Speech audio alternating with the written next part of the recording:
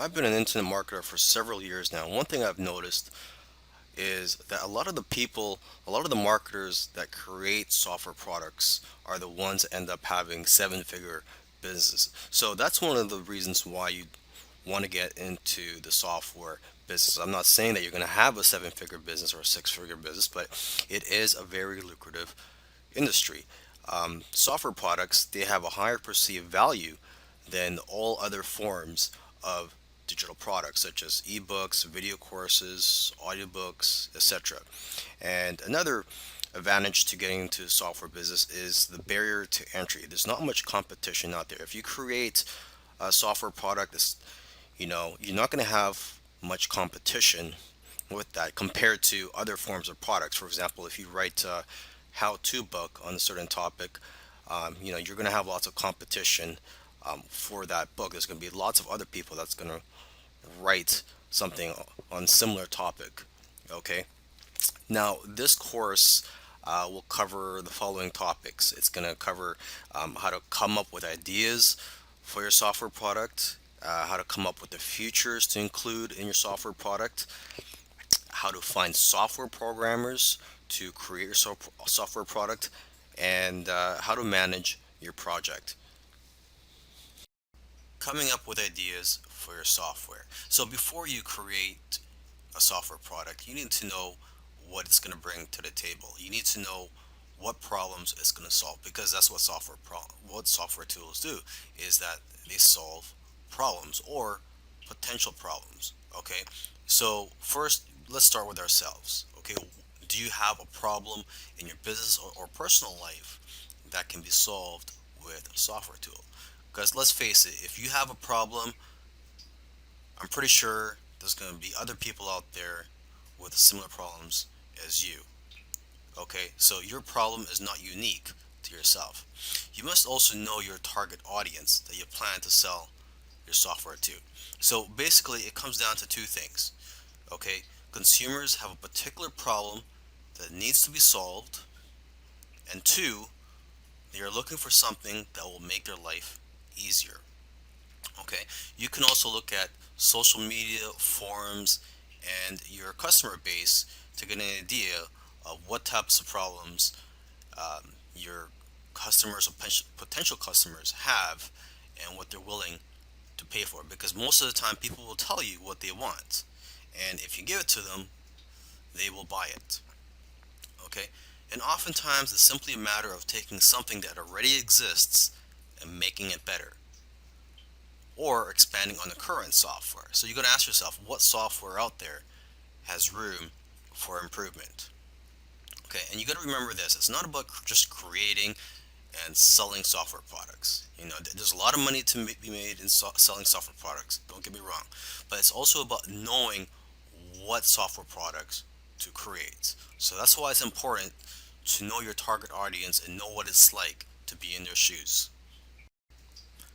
Alright, so let's talk about coming up with a list of features and details of what your software is going to include.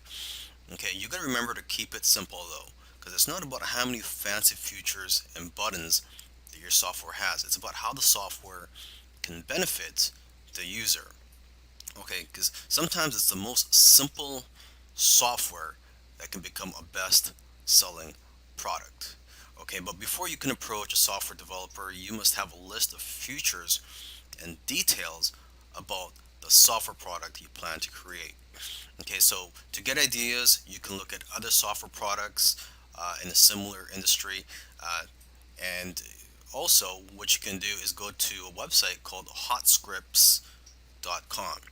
And this site includes programs and scripts in every popular programming language. So this is a great way for you to get familiar with the different types of software out there. And you could also read the reviews for the various software products on that site. And basically, the more knowledge that you have, the better the software you can have developed. Now let's talk about finding software programmers for your project. Now there are various sites that you can go to find programmers where they will bid on your projects, and you can select the programmers based on the best price. But remember, you have to also make sure to select programmers based on their their skills and how well you feel comfortable working with them. Okay, so I've listed a few sites, the most popular sites where you can find programmers. There's rentacoder.com, elance.com, scriptlance.com, and guru.com. And you can also go to coding forums or other types of forums where programmers hang out to find people that are passionate about creating software products. Okay, so now when you visit these sites where programmers could bid on your projects, you have to know how to present your project. So make sure to first view how other people are listing their projects and how they are describing them on these sites. Okay, and you have to also be very careful. You don't want to give out too much information about your project because you don't want people stealing your ideas. So when you first post a project, the information that you should reveal at first is what is needed for the programmer to know if your software product is something that they are qualified to work on. When you're working with your programmer, you have to be very clear on what you want and be specific with the details. So you have to make sure you've done your research already before you hire someone to start working on your project.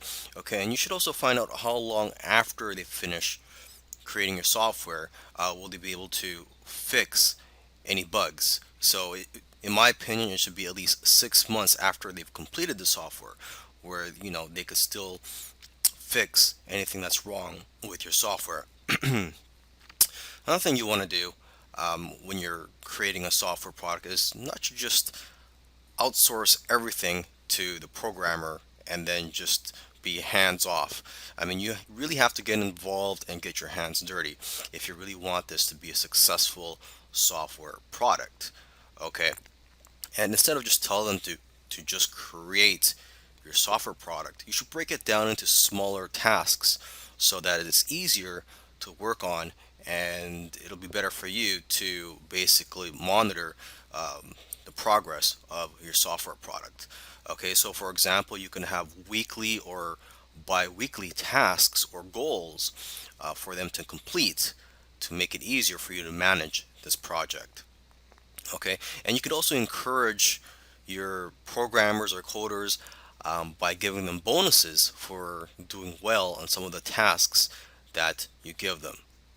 Okay, and you also want to let your programmers know ahead of time what your budget is so they know what to expect. And so with that being said, you shouldn't pay by the hour because it's hard to track the actual hours that they work, and that only encourages people to take their time on your project.